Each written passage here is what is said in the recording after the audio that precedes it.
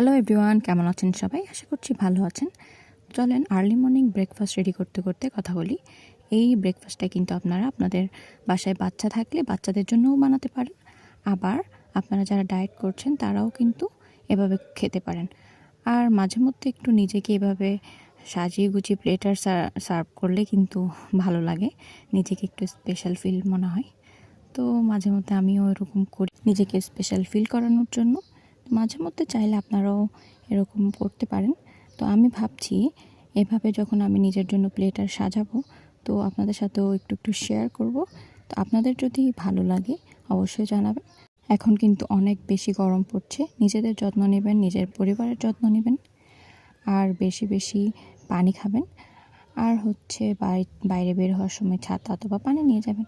আর আমার ব্রেকফাস্টটা কেমন হলো জানাবেন। সবাই ভালো থাকবেন, সুস্থ থাকবেন। আল্লাহ হাফিজ।